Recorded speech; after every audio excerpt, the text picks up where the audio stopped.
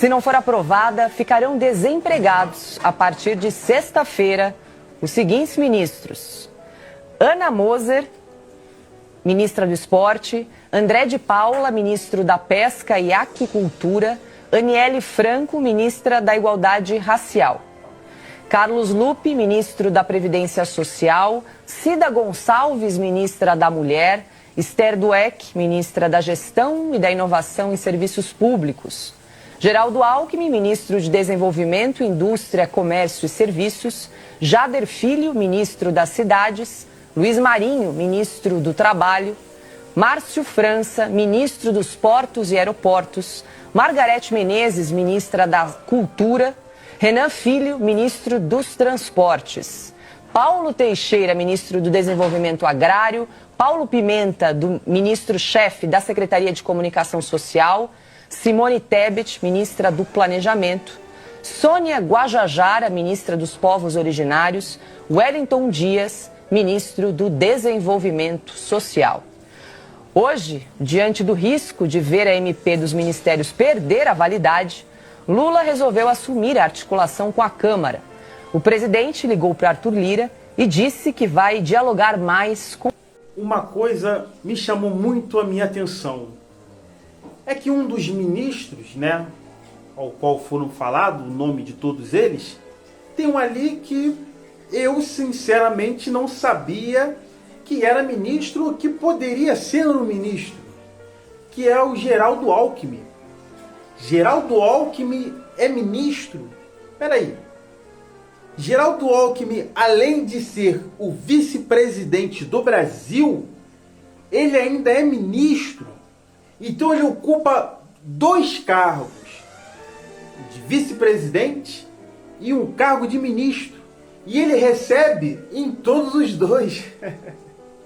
Isso é muito engraçado, porque você não vê isso em lugar nenhum no mundo.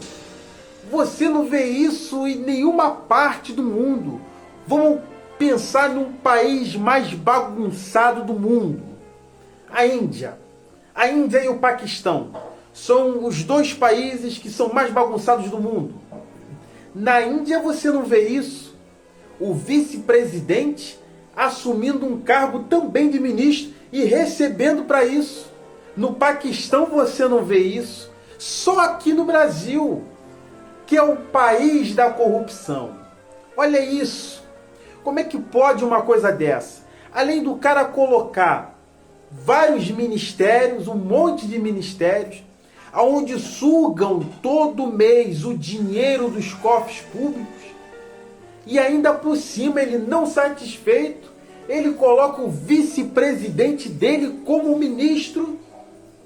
Como assim? Que loucura é essa? Agora, se fosse algum político de direita e que fosse o presidente do Brasil, a esquerda iria cair dentro.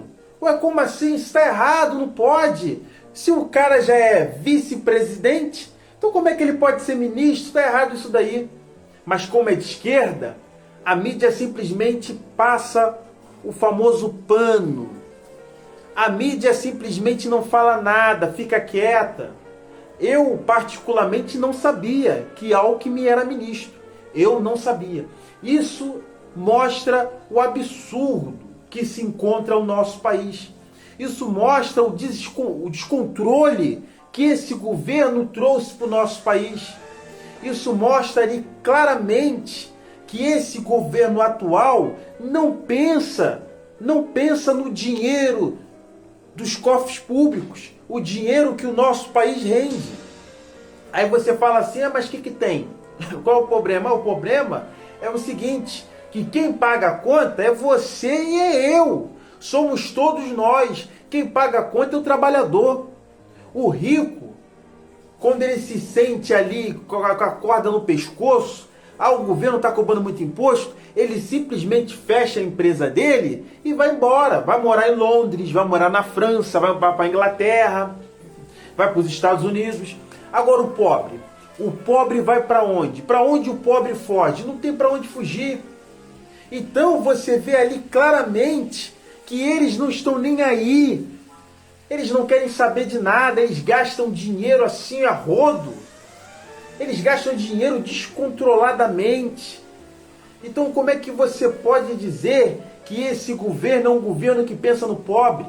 É um governo que pensa no trabalhador. Se pensasse no pobre, a primeira coisa que eles iriam fazer seria baixar o imposto. Primeira coisa, vamos abaixar o imposto. Vamos diminuir o imposto. Ia ser a primeira coisa. Se fosse um governo que pensasse no pobre, que pensasse no trabalhador, iria diminuir a contribuição. Se hoje eu me aposento com 65 anos, eu tenho que me aposentar com 63. Porque eu chego aos 65 anos já doente. Eu chego aos 65 anos recebendo um salário mínimo, que só serve para eu pagar os remédios, os meus remédios, o aluguel da minha casa e para mais nada. Nem para comida um salário mínimo serve.